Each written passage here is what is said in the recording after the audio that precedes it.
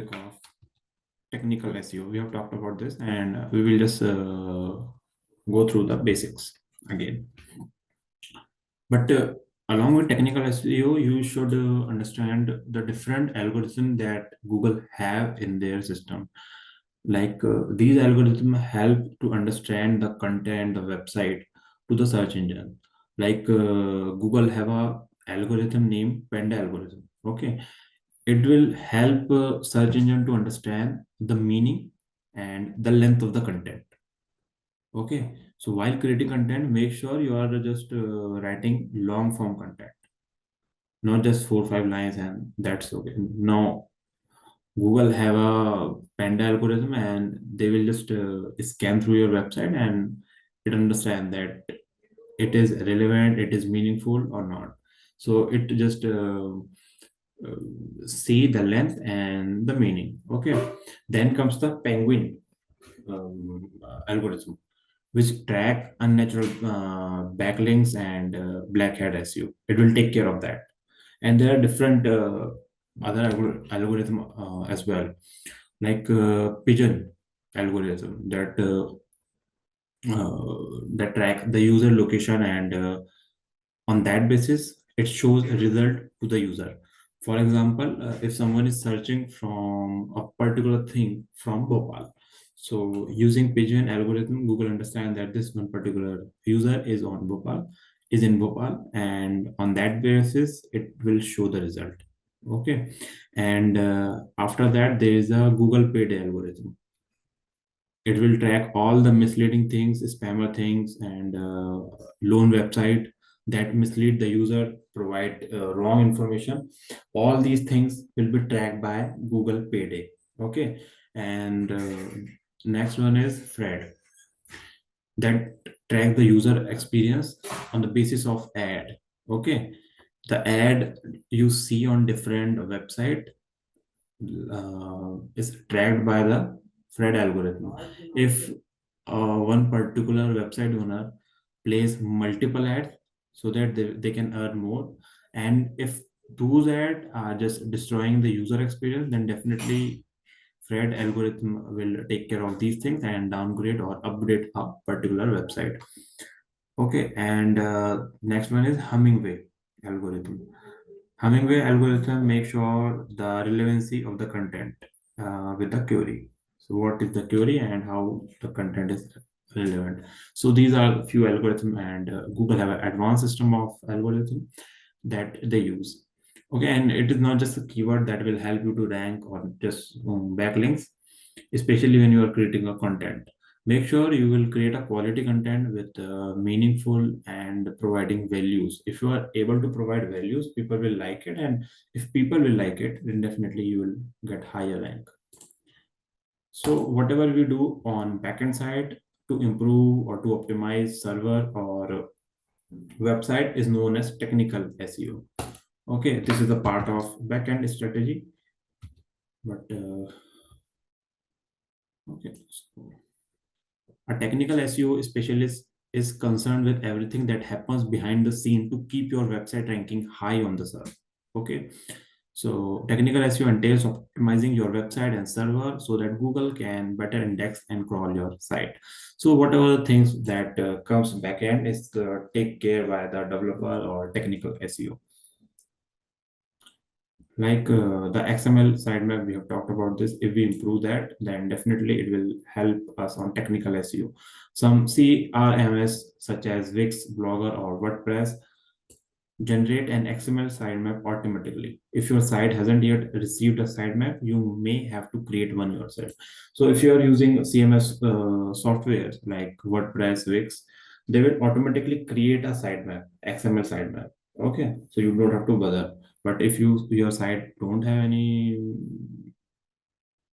XML sitemap, you have to create one. Get an SSL certificate for your website. SSL certificate simply means, and the full form of this is Secure Socket Layer, SSS. Okay, and like here you can see it says HTTPS. Okay, this shows that this website is secure and they have the SSL certificate. Okay, almost all popular website has SSL certificate here also. Okay, to obtain an SSL certificate, go to the I can look up and verify the information on our website. So you can easily get your web developer can easily help you to get a SSL certificate for your website, and it shows the search engine that your website is secure. So it is very important. Make sure if your website, if your client have a website, so they must have the security certificate. Okay, and as per as Google said by themselves in their recommendation that website that have SSL certificate have higher ranking. Improve the page loading speed of your website. So how you can improve? Just using a website host that is optimized for performance, image compression and optimization. Because if your image size is higher, okay, then definitely it will take time to load. Okay, and reducing the number of redirect. If your website have high redirect, then definitely it will affect the loading time, because the system will load all these things along with the redirection, so it will take higher time. So what you can do is just reduce the number of redirect page. Caching your website pages, it simply means used for one particular website. If I open a particular website for the first time, and it will take a time, but on the second time, if they are using the caching technique in their website pages, then definitely it will automatically and with less loading time open, because that data will be stored in my systems. Okay, and the same thing is here, activating browser caching and CSS, JavaScript, and HTML minification.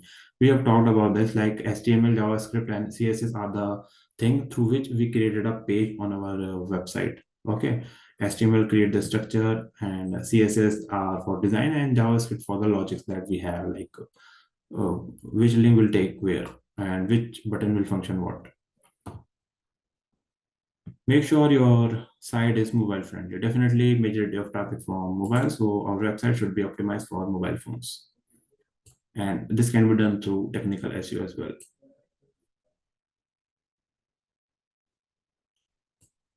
So here it is showing like the following things that you can use for mobile friendly site and quick page load speed. You can use a template which is mobile responsive that automatically adjusts itself according to the screen. You can remove pop-up ads. Okay, use a legible font that is understandable and looks good. Avoid the use of flash, the flash messages sometimes that you see on the screen, people will not find it good. Okay, make images and CSS as light as possible, so the image size should be lower, should be not be higher side. Okay, so it should be light. Space links out for user convenience. Validation on actual mobile devices. So validation on actual mobile devices is all related to mobile responsive design. So in the technical SEO, it is also talked about a schema markup. Schema markup simply means the language that search engine understand. Okay, so search engine don't understand all the things. It will just use the schema markup. Okay, to, to understand what is in the page. So Google recognizes over 30 schema types, including event, articles, movies, and podcast. Okay. In short, structured data, or we can say schema markup, improves indexing, search visibility, and click-through rate. So make sure that your schema markup is updated and optimized so that it will help you on indexing and SERP. So here you can see URL architecture. In the previous example, in one particular example, we have seen the link. Like using URL, you can show what is in the website, what is in the web page. Okay, so this is the protocol that says HTTP, and if you have SSL certificate, S would be added here. And this is the domain name, this is the subdomain. Okay, then it shows the second level domain. That means this is blog page, the page where all the blogs are listed. Okay, and this is the path, the anatomy of URL. So again, this is HTTPS, the protocol is the first one. Then comes the sub page, okay, subdomain. Then comes the domain name, like whatever the website name is, www.pably.com or mailchimp.com. This is the main domain name. Okay, and at the last you can see the sixth one, that is slug. Okay, which shows what is in the page. So you should use the tool that customize your URL so that people can find it what is in the page. URL is an abbreviation for Uniform Resource Locator, which is the web address of an online resource such as website or document. So URL is created in one or two ways. After clicking a link in a web page, bookmark or email, by tapping the URL directly into the address bar. So you will definitely comes to a landing page, comes to a page by clicking a particular link, or directly you will just type that URL. Okay. Okay. So the protocols connected to the domain name and the domain names connected to the file path. So everything is connected. Okay, first comes to your website, the domain name, then you will jump on a page where all the blogs are listed, and then you will just jump on a particular blog. So this is how everything is linked to each other. And here you can see a simple example of URL and a complex example of URL. And if you are using WordPress CMS, then definitely you will get an option to just edit your slug easily. You can just mention the slug, and that will be shown to the page of your web page. So this is the protocol, and this is the domain name, and this is the path which is traveling. Like for after coming to the domain name, it comes to the anatomy of URL. Another complex example of URL is this, where there is a protocol, then there is a domain name along with a subdomain in front. Okay, and this is the port, path, query, parameters. Parameters simply means that helps to track the data and all things, and fragment as well. These are the technical terms. Okay, these helps on tracking and understand how the user is traveling. So instead of this, make sure that your URL is clearly visible, and make sure if you are using customized URL to add a keyword there also, because that will help and guide the user to click on the link.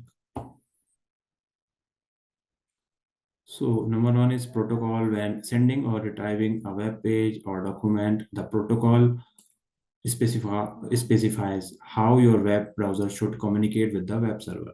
So the HTTP, that stands for Hypertext Transfer Protocol. So this is the common one that is used as protocol. Okay.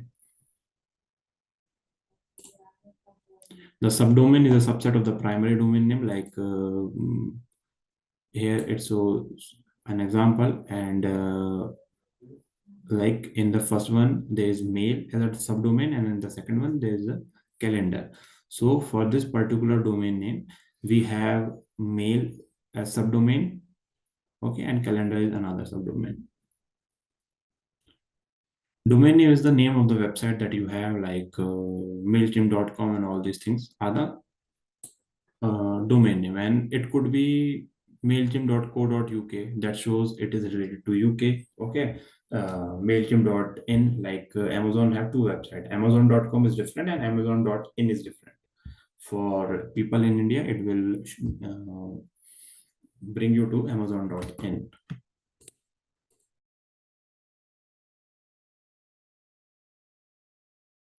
Okay, so this is Amazon.in, and it will show result which is related to India, which is related to my account. And here you can see Amazon.com. Now everything is changed, here, and here you can easily see that the price in the dollar, because this is not for Indian website, Indian user. The .in was for India user. Okay.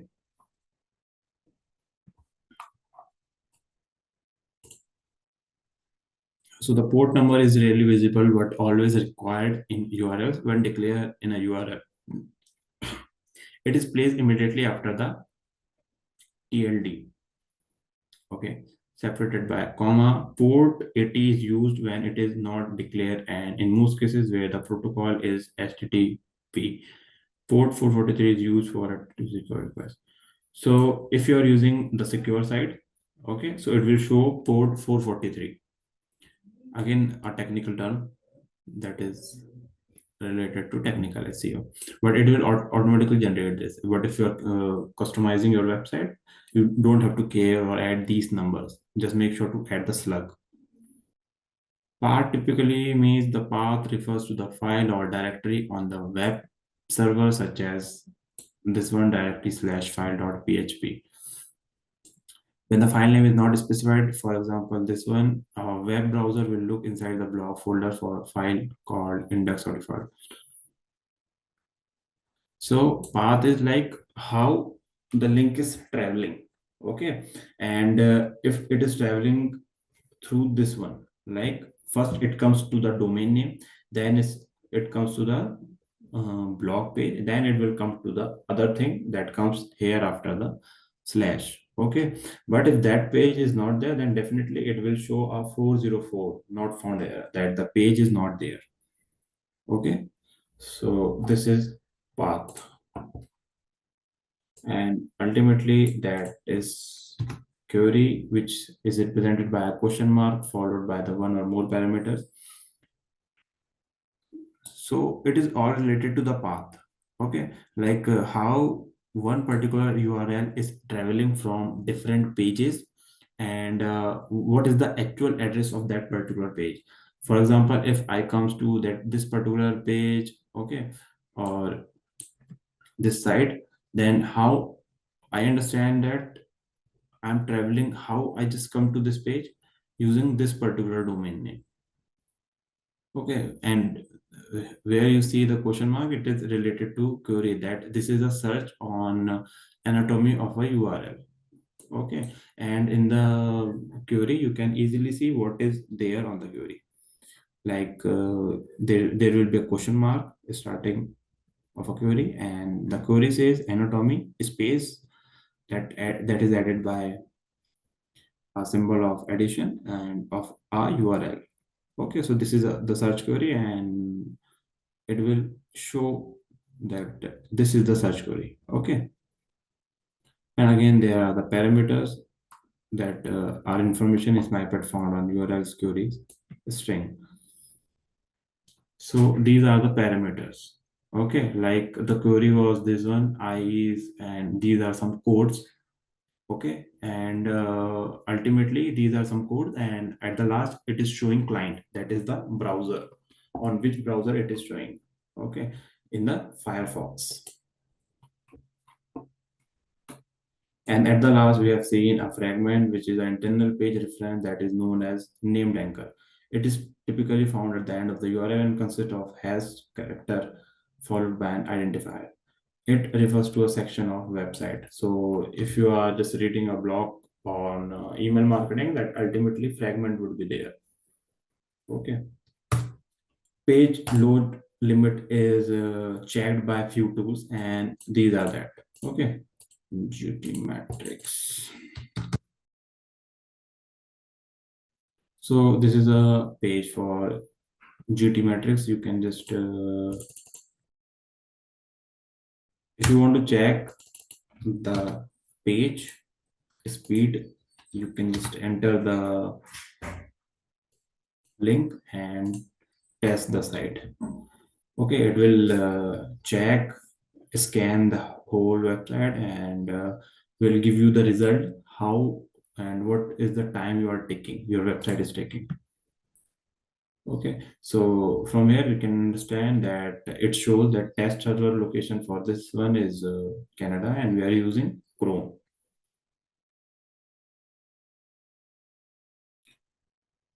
You can see here that it is scanning the page, and it will give us the data and metrics on the basis of scanning.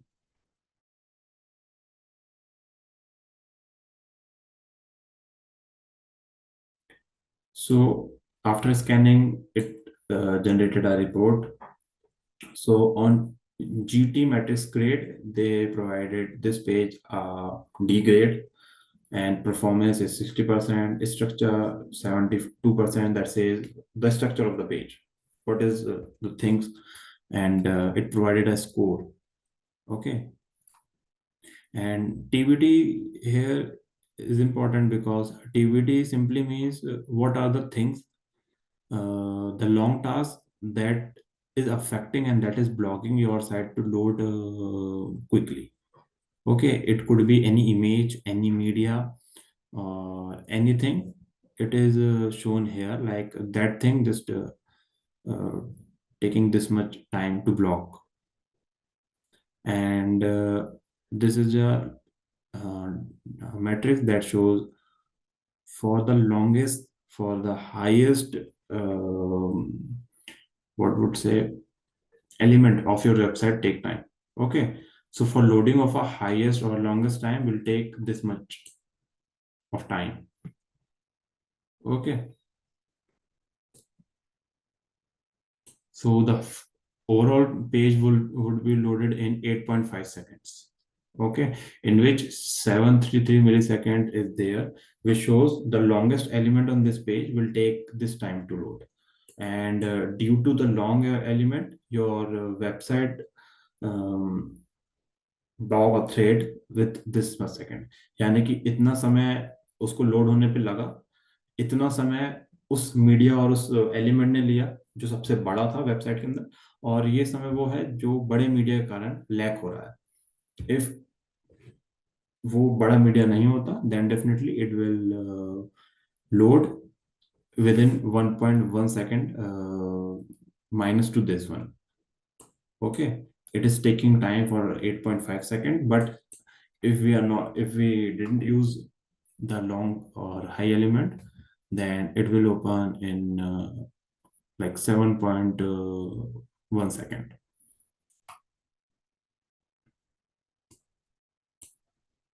Okay, and if website have content, then definitely it will take time. Let's suppose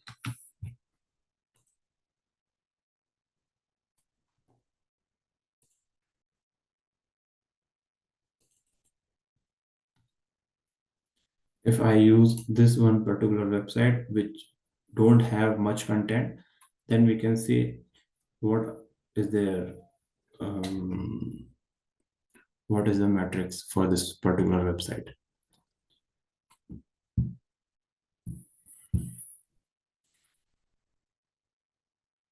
And it is important whenever you are creating a website and whenever you are just entering into a particular business, make sure to just scan the website of your competitor as well, how much time they are taking. Okay, what is the loading speed of their website. Okay, so here you can see it is providing A grade because it don't have much content, and there is no long content. That's why it says 0 milliseconds, and the longest content will take 530 milliseconds only. The as per as the structure of the website, it provides a score of 92%, and the performance of the website is 100%. Okay, and it will take time of 12.5 seconds to load the overall page, not the thing that is visible to the screen, the overall page. So what is the use of GTmetrix? We have to understand the loading period, the time it will take, and to understand the other metrics. It is a wonderful approach to examine how your website appears as it loads and has metric applied in through the speed visualization. You can easily see that in what second which element of your page will be visible. Okay, so there is a web page where you can view the GTmetrix tool online. You can get started without creating an account, and you have to just enter the website and that's it. You will see the result. Okay. While slow is another plugin that you can use for check the speed and loading time. Okay, and it's a plugin. Okay, so you just have to download it and getting started with that. And Google Page Speed Insight is another tool and provide the same type of metrics.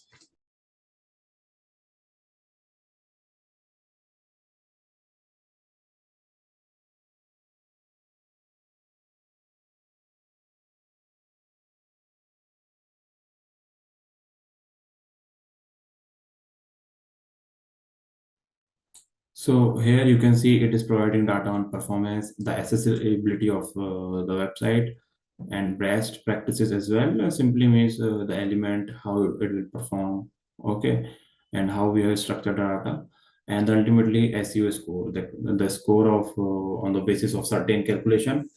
Okay, it is providing 93 score, which is in the green side. And total blocking time, that is TBT, that we have talked, like 160 millisecond, that one particular element may just block this much time. If that element was not there, site will be loaded in a time that is subtracted to 1 millisecond. Okay, we have talked about 301 redirects. Tell me, what is this 301 redirect? We have talked about like 301 and 302. So 301 redirect is a method of redirecting website visitor to a live URL when the one they requested has been removed. So let's suppose if you have a website and you have multiple pages, but now one particular page is not there because it is old, it is not relevant to your website. So what you will do, that from that page you will redirect the user to another page. For example, you have created a blog on best service of 2023, okay, or best service for this year, best email marketing service for this year. So you created a list on the basis of that year. Now time has changed. After 2 years, you want that you created another page. Now, if someone search like best email marketing services of the year, you want to redirect from this that URL to other one. Okay, so on that case, you will use 301 redirect. Okay, you got the point? So this is an animation that shows this is an old page. Now you don't want to show this old page to your visitors. On this case, you will use a 301 redirect. So when one particular person comes to this URL, okay, so it will automatically redirect to this new page. So this prevent user from landing from on the previous page, and any site that were linking to the previous page will pass link value to the new page. Even after redirecting a page, you should update any backlinks you have on other side to point directly on the new page, ensuring that link value is passed. So definitely on this old page, you will get a backlink. Okay, another website provided you a backlink and their user coming to this page, but now this page is old. You don't want the user to come on this page. On this case, we will use 301 redirect. But along with this, you should make sure and you should try to just update the backlink. Okay. For example, email marketing, uh, if a particular website provided backlink on email marketing related content, and they are just this link was embedded there. So what you should do, try to just change the website, update that backlink. For example, if my website is providing you a backlink and that backlink, that page becomes old and you don't want to user see that page, on that case you can use 301 redirect.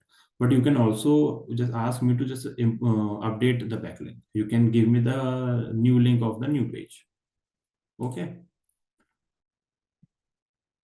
And when you open a page that says redirect, it will display as 301 or 301 moved permanently. So there are two types of redirection, like 301 or 302. 301 shows this particular page moved permanently, and 302 says this page moved for a temporary period of time. Okay. And getting a 301 response can actually indicate that you are doing a good job of keeping your site architecture tidy, preventing visitor from landing on an irrelevant, old or broken page. There are so many reasons for that. You will use 301 redirect. Sometimes the content become irrelevant, old, or sometimes the page is broken. That's why you are using redirect. So 301 status code is the several HTTP response that inform us and search engine about that. What is going on that URL? The HTTP response status code 301 indicate that this URL has been permanently relocated. Okay, and any links referencing the old URL should be removed. So use of 301 redirect is transferring to a new domain. Definitely, if you change certain things like your website or domain name, then definitely you have to use 301. Like before you have this one of domain name, and if you change or updated your domain name, then definitely you need to require redirection. Dynamic URL should be cleaned up and redirected to shorter search engine friendly version. Dynamic URL simply means it generates from database. Okay, the system automatically change the URL in certain cases, especially when you are using different devices. Okay, preventing duplicate content issues. For example, if you have multiple blog on the same subject and want to aggregate them into a single super blog post. So definitely if you have multiple content, multiple types of blog on the same topic, or if you created a same content on the same topic, then definitely you want to redirect your audience on that. And you can also use, if you have a different type of email marketing blogs, and now you want that to embed all things in one particular blog, you can also use 301 redirect. So this is 301 redirect. At what is mobile SEO and what is its importance. Okay, so what it says, the process of optimizing your website for mobile devices such as smartphones and tablet is known as mobile SEO. We just want our website to easily open on mobile phone and work in a way that the user don't get bothered. It simply means of mobile SEO. Okay, so many of the same desktop SEO best practices are necessary. So whatever you are doing for desktop site, same goes for mobile website. The only thing is when we work in the initial days, people used to just focus on the desktop site because there was no way to use website on the mobile phones. But now we can do everything using mobile phones. So that's why it is very important that you have a website that has mobile friendly design, and whatever content you are posting there, whatever element you are adding there, it should adjust according to the screen.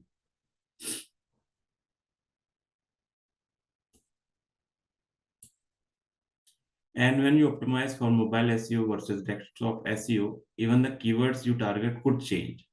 Here you can see it says could change.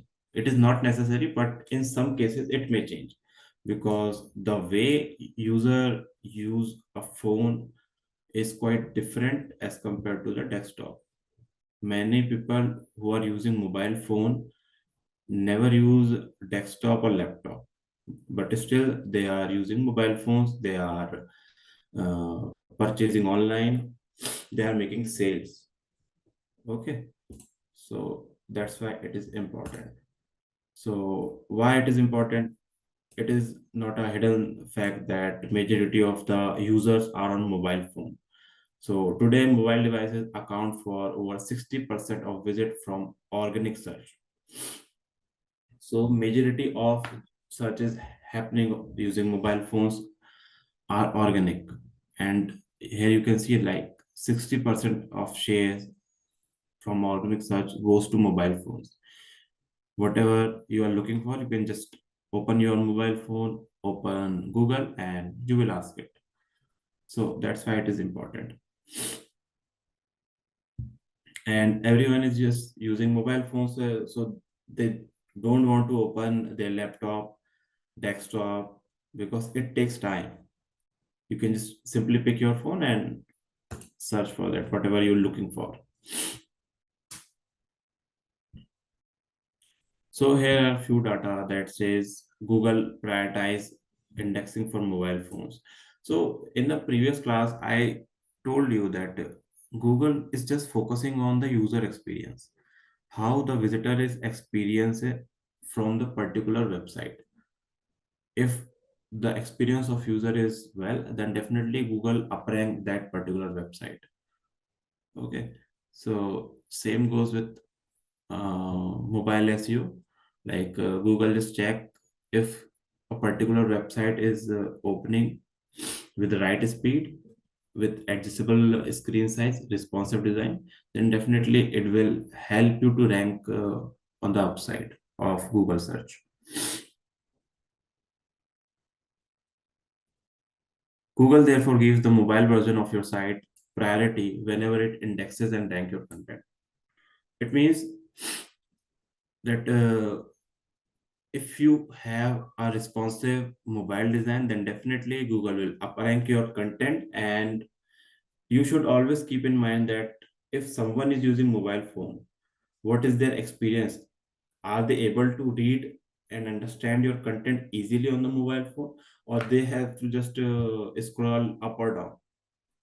अगर screen पे fit नहीं बैठ रहा है, then definitely उनको adjust करना पड़ेगा, और वो बहुत बेकार एक्सपीरियंस होता है. Okay, so you have to take care of that thing as well. It should be noted that there are no distinct mobile and desktop indexes. The only one is, so there's no not different kind of indexes. Only one index happens in Google, but mobile has a priority over desktop because majority of users are in the mobile side. Yet whether people are using a desktop or a mobile device, Google will still display the page that best suits their need in search results. If you haven't done it, is smart, cover all the bases and optimize your website for mobile consumer. So in today's world, it's very important. If you are running an online business, then majority of the people are looking for solution from mobile phones. So you should keep in mind that majority of your potential customers are using mobile phones. They are coming through this gateway, a mobile phone. So then according to that, design your website. So three way to configure your website for mobile is just, it should be responsive design, adaptive design that adjusts itself according to the screen. Okay, and it should provide all the serving accordingly. Like if your desktop site provides certain kind of buttons and that directly take the user from another page easily, and where you can where the user can easily see all the things without scrolling in a single page, so it is the meaning of adaptive serving. You should serve adaptively. It adjusts itself according to the device that user using. Distinct URL simply means unique type of URL. Okay. Store optimization. So mobile and app store optimization is similar to each other almost, because apps are only available on mobile phones. Okay, there are two types of primer platform or that we operating system on mobile phones that we see in India. Okay, and majority of users are on the Android side, and now people who love iOS is significantly increasing from last few years.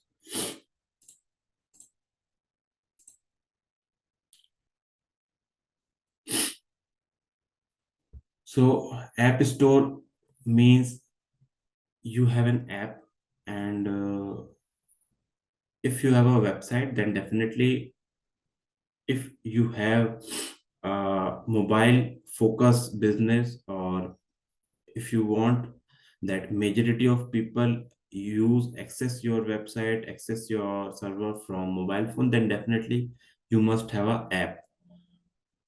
But why app? If we can just build a mobile responsive website, then why we should go for an application? The reason is the interface of an application is much easier as compared to the website.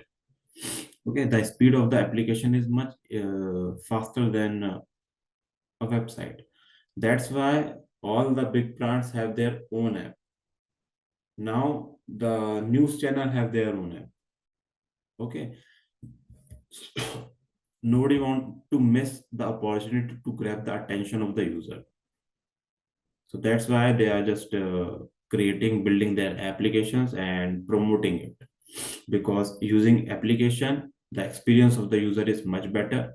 They can easily access all the elements, all the feature of the application, and customer can easily interact with your application. Okay, majority of people don't know how to open a website. For each time, if they want to access your website, they have to go to the browser and they have to enter your URL, a lengthy process. But if someone has an application, they just have to open the phone and just click on the application. Okay. So App Store optimization is the process of improving an application's position in the App Store, Apple App Store or Google Play Store. In other words, it's the process of elevating your application in the marketplace. Marketplace means where different applications are available. For Android user, it is Google Play Store. There are millions of applications there regarding games, news, financial apps, and same goes for Apple Store, iOS. For iOS, it is a Apple Store. So, yes, Suman. Sir, I want to ask that in the Google Play Store or Apple App Store, is there some another process to rank our app in the top? Because there are so many apps related to same product. Uh, yes, like for Samsung have their own marketplace. So where you can just download the application which is available on Samsung mobile phones. But generally, what we focus on Google and iOS because majority of people uses these places. Even though I have a Samsung phone, okay, but I don't use that store of Samsung. Okay. Sir, but how can we make our app more visible or on the top of the app search? We will talk about this. So there are many marketplace. Okay so एक शहर में होता है ना अलग अलग market पर कुछ मार्केट बहुत ज्यादा फेमस होते हैं so same goes for in the application market. Primarily, majority of users are in the Apple App Store who are using iOS, and if people are using Android phone, especially because I am using Samsung phone, so I have an idea about that. So they have their own marketplace, but still I prefer Google Play Store because the interface of Google Play Store is much better as compared to that for me. So I never use Samsung Marketplace. I am just using Google Play Store. And in Xiaomi's phone, you can see that marketplace, the App Store, and they provide recommendation as well according to the use of your phone. Okay. So we are just primarily focused on talking about these things, but definitely the things we will talk about on this you can apply on all the marketplace if you want. App downloads are the main emphasis of ASO. There are other major objectives. So what is the ultimate goal when you are optimizing your app? The ultimate metric is uh, more number of downloads. That's why you have seen that whenever you go on a Google Play Store, separately it shows number of downloads, high number of downloads, which has millions of downloads. It shows on the top. So whichever app is downloaded more by the user, definitely the rank of this app will be higher. Okay, so there are other measures are like interacting with the audience. If people provided you a feedback on the comment section, on the review section, then you should interact with your audience. Okay, boosting brand recognition. Like using your application, you can just boost your brand. Diversifying the product distribution method. Using application, you can do everything. You can provide updates. Okay, and if you are in multiple business, so you can just divide using that particular app easily. For example, Havels is a big brand, but Havels have different series of product. One for electricals, one for electronics. Okay, so they just distributed these things in one particular app into different sections. It asks you, are you a dealer? Are you a consumer? Then if you are a consumer, then it will ask on the electrical segment you want to go, or the electronic segment you want to go. So you can diversifying the product distribution method. Handling rivals is also related to getting feedback. Okay, because you have competitors, and sometimes some competitors are your rivals, and they will just try to just deframe your image, your brand image. So you have to handle them easily by understanding their feedback, asking rating and reviews. Okay, so what is important is you have seen multiple times whenever you are using a application, it asks for review. If you are enjoying the app, then gives us 5-star rating. Have you seen any of you? Yes, sir. Yeah. So this is the reason, because they want to improve their rating and reviews. They want more and more reviews.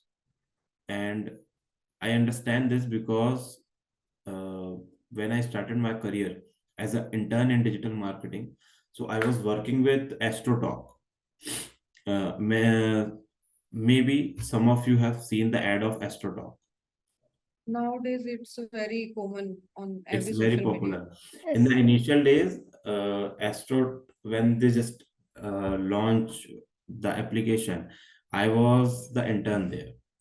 So, and the founder was already done with so many startups. All was failed, not successful.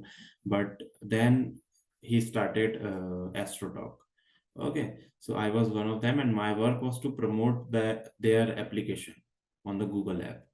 So what I have to done is getting high downloads. Okay, and along with the download, I have to just provide them ratings and reviews. So my work was that as an intern in the initial days. So the reviews, good reviews and rating helps the app to rank higher on the application app store. Okay, so in short, we can say that high number of download, good reviews and rating. These are the pillars to rank, to optimize your application on the app store. Sir, may I ask, like, what is your strategy for high number of downloads for AstroTalk? Uh, the only thing is I have to just make sure people download it. So along with the digital platform, I was using word of mouth. I was just informing people that this is a new application, and if you download it, and they provided me a link. If link along with a code. If some people use that code, they will get 2 or 3 number of free consultation from different Jyotish astrologers. So I was just along with digital platform like my social media and direct DMing people using Facebook groups and other things. I was just asking people physically, like you can just download. People I know, I was calling people like there is an application which is related to astrology, and if you want free to consultation, you can just download, use this code, and make sure to provide the rating and send me the screenshot. So this So, is have you run any ad in Facebook or Google regarding app downloads? Have you No, created any ad? no. Okay, sir.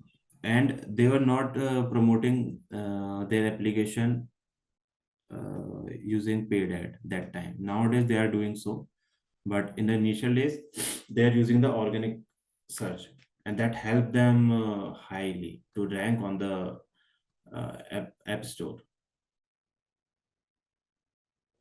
Okay, so this is how I was worked, and this is the thing I was doing there. So a comparison between ASO and SEO is possible.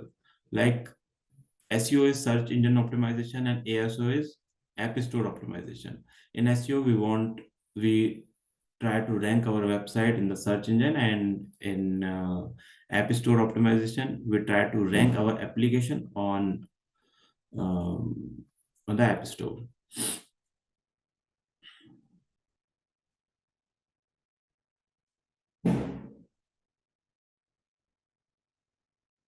And the practice is also referred as app store marketing and mobile application SEO. Okay, even if generating traffic and user is primarily objective, expert often concentrate on enhancing the following indicator as part of optimization. So here you can see the major factors, the major indicators that marketer use to understand how their application is performing, how they can just optimize their application for more download is the number of ranking they are getting and number of downloads. Okay, along with impression, and impression shares engagement are not that important. Engagement means simply reviews and rating. So this is an important metric when you are just promoting an application. That's why I said when I was promoting that particular app, major focus was to download and to get reviews and rating. And it was clear, just make sure to provide highest rating as you can. So in Google App Store, you have just 5-star rating. So I was trying to make sure that all the people who are downloading from my link, who are downloading app after my suggestions, they should rate the app 5-star. And people genuinely doing so because that particular service have providing good service to the user, the consultancy to the user. And along with that, I have to share one thing that when I call someone, when I was DMing someone, or whenever I post in a Facebook group, I just check that what are the people, what are their beliefs. If I call someone who don't believe uh, on these things, astrology and all these things, then definitely the person will not download the app. So I have just segmented and just figured out that who are the people who believes on astrology, who believes on these things. So on that basis, I target people. So you have to make sure that who is your target audience is. Okay. Sir, but now when we do digital marketing on any social media platform, there are options for the demographics and all these things, like which age group you want to show your ad and which which Okay. Can you speak things. loudly? I didn't understand. So basically, I was asking that when we do digital marketing or Hmm. start a campaign or mm, promote some brand or some app, Okay. while we are doing that campaign, when we are creating on Google Ads, there are options now for age group and all Yes. this, all those things. That Yes. so that we can target our audience very easily. Yeah. Like demographics. We have talked about this. Yes, sir. Google Ads. These comes in the demographics. What is the gender of the people you are targeting? What is their age group? And when you are just using ads on Google, then definitely you cannot use demographic always because you don't have any data. If someone is using Google, how you can just say that how you will get the data that they are under a particular age, because any user can come to the Google. Okay, but when you use Facebook ad, you have a clear data, because the ad will be shown to a particular account. Okay, if I have a Facebook account, so when I created an account, I just mention my age, my gender, my locality. But Okay. so the age is also mentioned while we are creating a Gmail account, which Yes, is there, but attached to our Google. yes, that's why we have talked about this. That use of demographic is there, but not always. Okay. Okay, we use that demographic, but not always. In display ad, we can use that, because display ad use the cache memory and the data of the user's device. So on that basis, we can target that. That's why in remarketing, it's play a significant role. You can just see the watch the previous session and maybe you understand. Okay. Okay. Okay. Yeah. And when we talk about in the next sessions of Facebook marketing, we will see that in Facebook we have a clear data along with the interest, along with the behavior of the user for a particular account. Okay.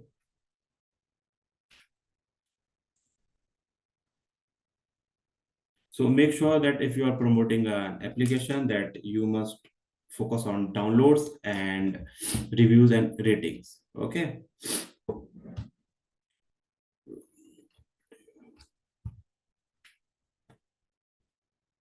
Although organic user growth is still achievable without optimization, the end result download volume will be considerably greater if you are investing effort in and performing proper app store optimization. So if you are putting your effort, then definitely you will get result, because if you are putting your efforts, people are downloading it, and your service is well, then definitely people love it. So 5 points that you should focus while app store optimization is title and subtitle.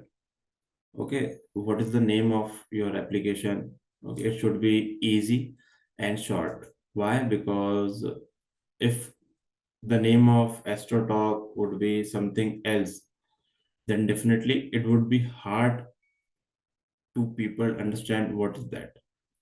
Okay, and if it is hard, then how they will search on that? So title and subtitle, in when you create your app and list on Google Play Store or any other store, they also provide keywords, relevant keywords. You can use that field as well. Third one is store presence.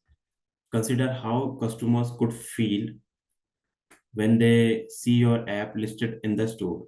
Their interest should be picked by your offer, leading them to download. So ultimate means is you are getting an impression. They are searching for a scanner, mobile scanner, like cam scanner. Many of you have heard that. So if I search for cam scanner or on the app store, then definitely different number of result I will be able to see, and all these apps will get impression. But in just few seconds, I will decide which app I will choose. Definitely the one who has higher number of downloads, which have high number of ranking, and which have higher or good rating. So these are the thing. So you have to just make sure your store presence in a way that people like it, and if they are getting if you are getting impression, they will download it. Reviews and ranking, definitely people, how people review it, and if someone review badly, if someone is not satisfied with your service, then make sure to just add comment, ask for details, and make sure that they are satisfied. Don't ignore them. And this thing is not just for here, for everywhere. if you want to improve your brand, if you want to create a brand image, then definitely you have to take care of everyone. Even if you are a content creator in the initial days and people are commenting something to you, then make sure that you reply to them. This allows engagement because people will find it that you are caring for them. Sorry everyone, uh, my health is just like my system hang ho gaya hai sab. So back to the topic, reviews and ranking. So reviews also comes feedback and all these things, so make sure that you reply to everyone, and if some user is facing some problem, make sure to just ask for more detail and resolve the issue as soon as possible. Okay, and if you are able to do this, then definitely that particular user will promote you because you have created an image that you care about them. And if someone's post a query and someone post an issue, you resolve it under a particular time period. And ultimately, download, the number of download that people see is the most important factor that other people see and just click on the download button. And same goes in other segment as well. In YouTube, you there are a number of results. When you open your feed, there are a number of videos. But if some particular videos has a good thumbnail and high number of views, there is a chance, there is a psychological effect that people will open it. This happens क्योंकि माने ना माने हम भीड़ चाल का हिस्सा है. सो अगर कहीं हमें नंबर दिख रहा है, सो डेफिनेटली अगर हायर डाउनलोड है, so people will download it. If higher number of views are there, then people will click towards that video. Okay, so this is App Store. Again, little bit of mobile responsive website designs, and then we'll look up at schema markups, little bit technical things, and then we will jump on off page.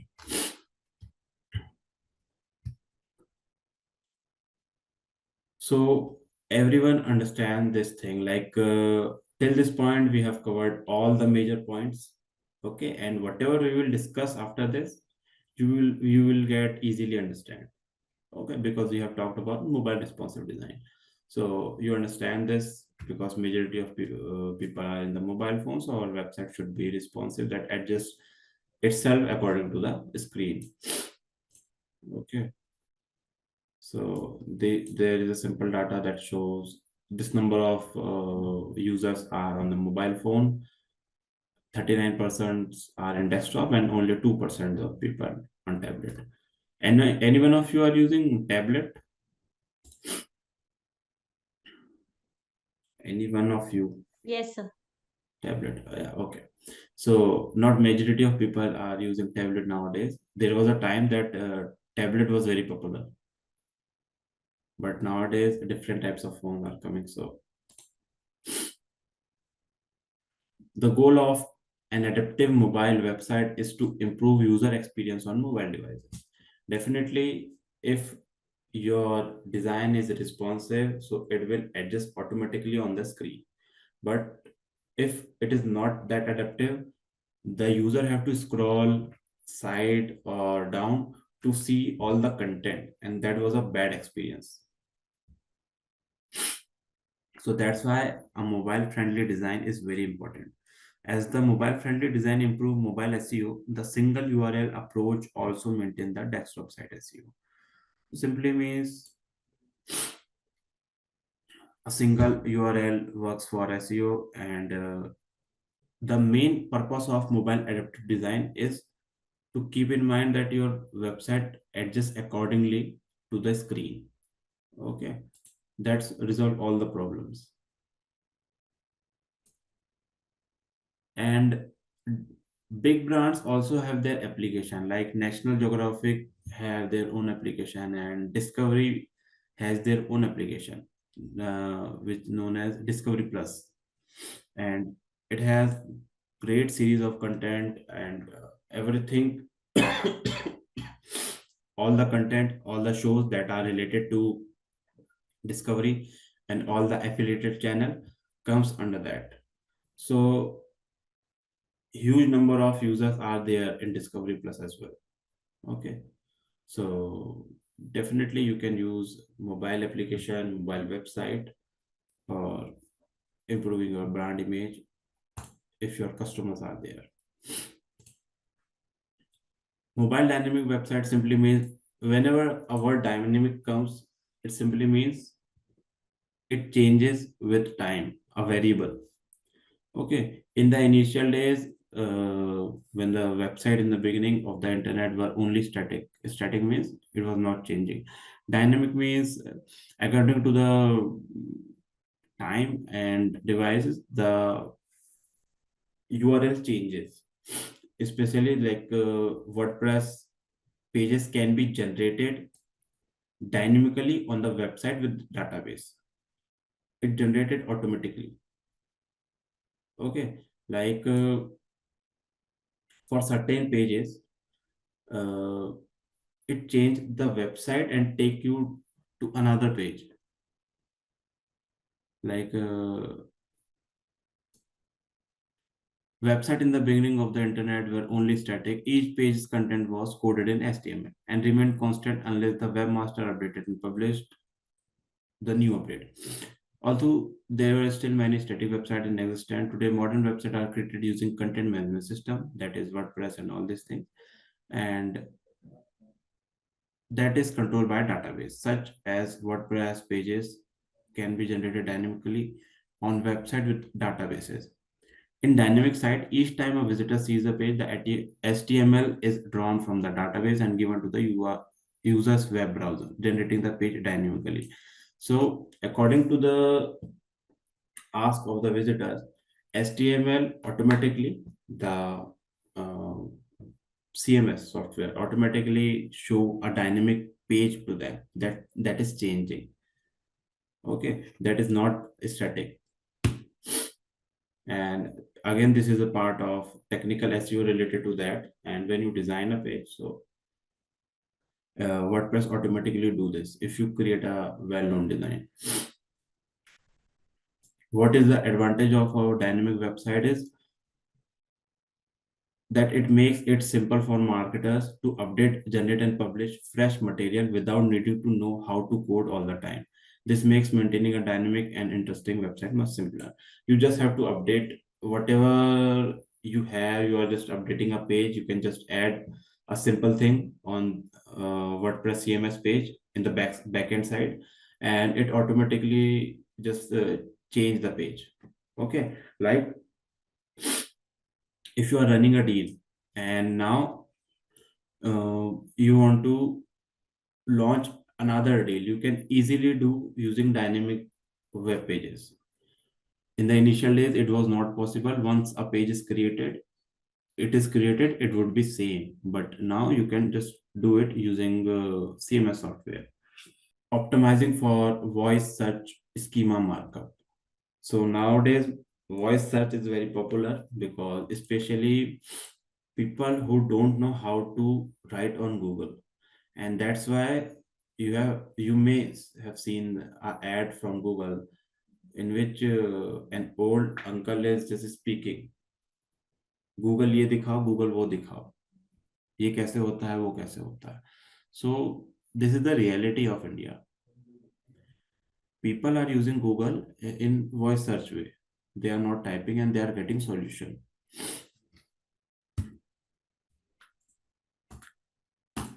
So that's why voice search is becoming popular, because it is easy. You just have to open the phone. You have to just open the Google and ask it whatever your query is. Okay, and better thing is it is very faster. If you are writing in query, it will take time, but if you speak, it can done in few milliseconds. So voice search optimization is the collection of SEO strategies that increase the likelihood that your content will show up in voice search result. So you may be thinking that what is the difference of SEO and voice search optimization? Okay, so not much difference, but the only thing is when we write and when we speak are total different thing. When we write a query and when we speak a query, it's totally different thing. Meaning is same, but the way we speak will be changed. Okay. The goal of voice search optimization is to gain visibility in the particular category of search. Like with typical voice search, a user will say Alexa, hello Siri before asking a question or making a statement. Okay. So according to that, we should optimize the website in a way that if someone's voice search, then our result will be shown to them. A voice search assistant is used at least once a month by 40% of the internet user in the United States, mostly on their smartphones and smart speakers. Any one of you using voice search, Google voice search? The actual thing is the result will be not that different. If I talk practically, like if you write and if you speak, the way we speak is little bit different, because when we write we just make sure everything would be right, and when we speak we just speak out in a go. There is no chance of just edit it, but still the result will be same almost in many cases. All you can do is just make sure that understand your segment market. Like if someone is promoting their e-commerce store, if someone have their clothes store, so they should use certain kind of words in their web page, like sherwani dikhao. So sherwani dikhao, the system will be hang like dikhao kya hota hai. Okay, so you should use certain kind of things on the backend as well. And in the keyword, you should use the keyword sherwani. So on that basis, your website will be come to the screen when someone asks for sherwani dikhao. Okay, so by 2023, there will be more than 200 million smart speaker worldwide. So a good number of voice search will be there in the upcoming years, and it is consistently increasing, because if I want to do something without touching my phone, I can easily ask Google and it will help me to do so. Especially the Siri series. You just ask Siri, and Siri is literally a great assistant who can do everything. You can just speak and it will do everything what you want. Voice search optimization can also benefit your site's overall SEO and rating. Search engines appreciate when websites are voice search optimized, since it can give your site more authority and put it in higher position on search result, or even in a voice search result. So what are the practices that we can use for voice search optimization is target questions keyword and other long tail keywords. So as I said, when we just search and when we speak, these are two different things. Generally, when we speak, ask for something, we ask long questions. So make sure to target long tail keywords. Use conversational language in your content. If you're posting a blog, make sure that you use in a way that the search engine find a conversational language. Conversational languages जो हम बातें कर रहे हैं, ये वो language है. And you may have seen sometime in some cases people write in a formal tone. Okay, so try to use conversational language in your content so that when a voice search happens, you will be able to visible. Prioritize local SEO, because some people use for buying something, then definitely they will ask कि दिल्ली में ये कहाँ है. Okay, Bhopal में सबसे बड़ा mall कहाँ है. So this is related to local SEO, local search. So you can use the location factors in your website so that you will be able to get visible in front of the visitor. Try to capture Google featured snippets. Okay, you can just you mention the long tail keywords and embedded it on the snippet, the meta text side. Use schema markup. We will talk about this. Schema markup simply means the language search engine understand. Okay. Optimize for mobile and keep your site fast. Okay. You got it, every point?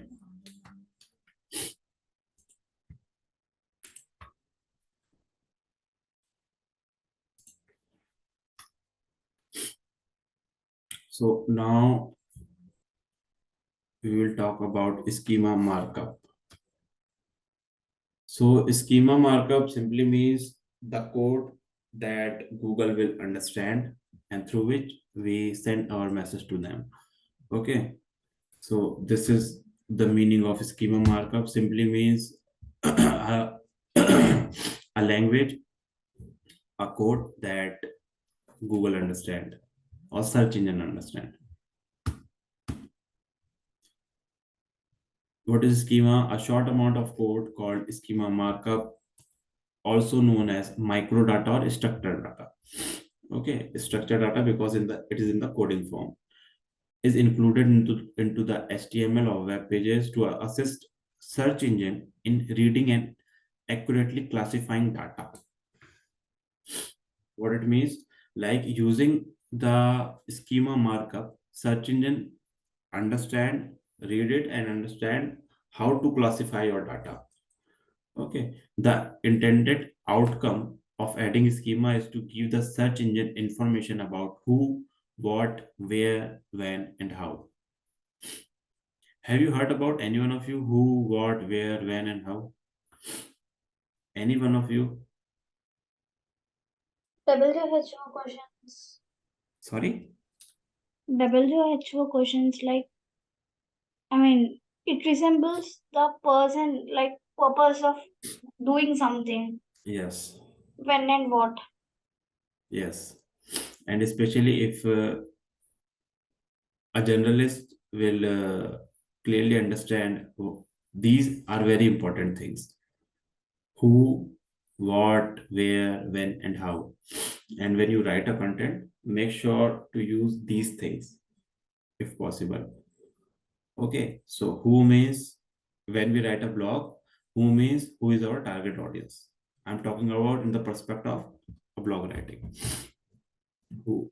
Okay, what we are offering. Okay, where we are posting, when, the timings, the season, like the trends. If I'm writing, if there was a trend in the meme market, if I posted a meme that was popular 6 months back, will I get the traffic? No, because the time is gone. And ultimately, how we design, how we create that content. So this is how, what, who, where, when, and how uh, comes when we create a content. Okay.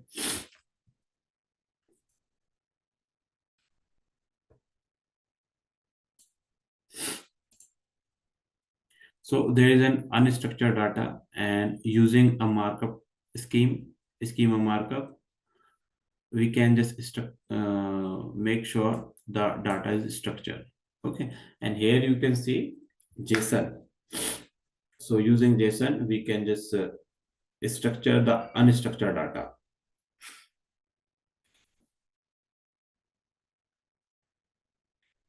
There are only 3 different types of schema code language that can be used to add schema markup to web page based on website frameworks and compatibility. Okay, so generally JSON is used as a markup to structure the unstructured data.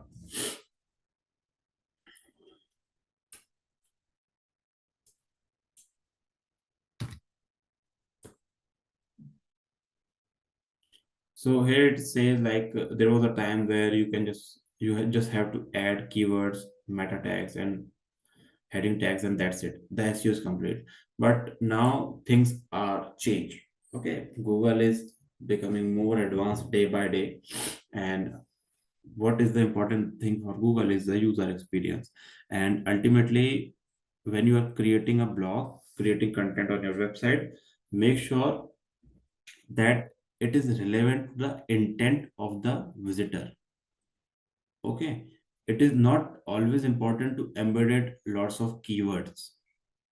And don't think that if you embedded a keyword on the content, your work will be over. No, the actual thing which is important here is the intent of the user.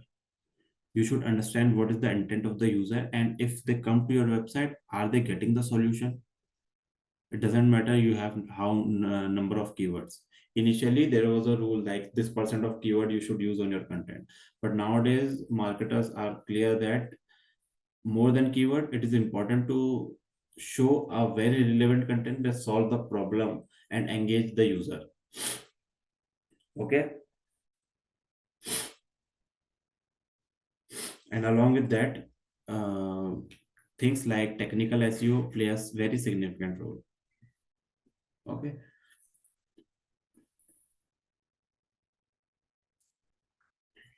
so here are some of the most crucial justification for using schema markups on your website. What, how it will help? It improves rate of organic click through. Okay, click through rate will be improved by schema markup if you just use JSON. You can create rich snippets using schema markups and local schema as well. Local schema is all about local search. Aids and event promotion, boosting Google keyword graph, make it easier for search engine to understand the content of website. Okay, boost the organic ranking of a website. If you post something and the search engine understand everything easily, then it would be much easier for you to rank on the website. So there are 5 type of schema that you can add to your website. Organization schema is all about your website logo, your social media tags. Okay, the things you see on social sharing buttons, and everything that is related to your business comes under organization schema. Website is schema is related to website. Breadcrumb schema is the relevancy of the information that you provide on your web page and how you navigate them. Then site navigation schema and FAQ page schema, the schema that is used for creating a web page for FAQs. Okay, 2 type of schema, they are microdata and JSON. So this is the example of microdata. Again, a lots of coding. It starts with the header to heading. Okay, S2, and we just mentioned description. So here comes the web page heading details, and with for address we use this code, for city and all these things. Okay, and for mentioning links we use this code. We will mention the anchor text here, and before that here is the URL. According to Google, microdata markup should be inserted to the page body, while it can be included to the head section.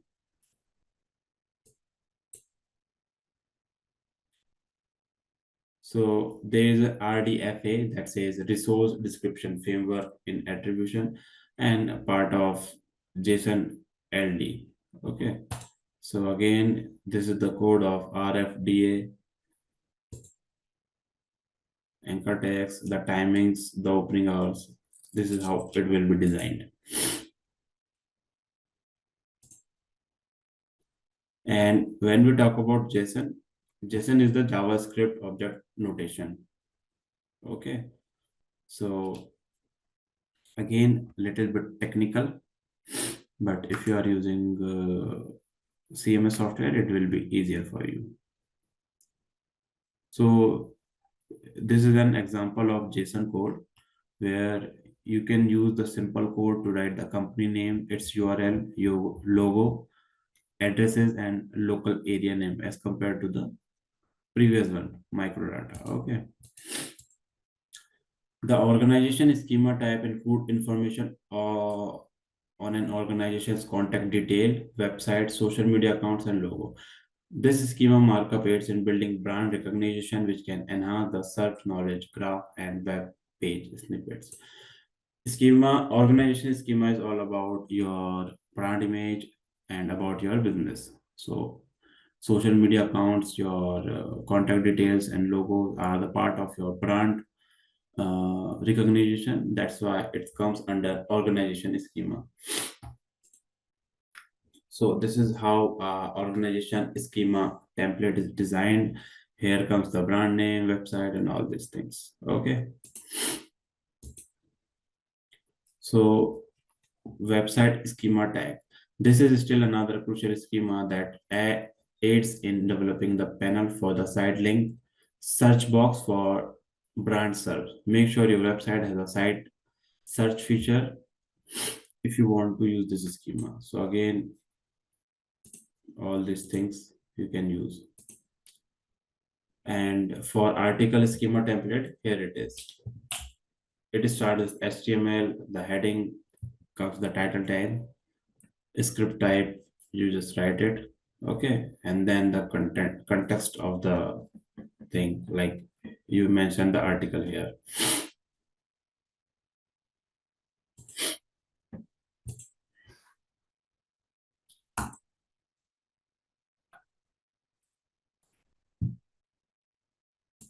Implementing local business schema markup to a website will improve changes to be eligible for rich results.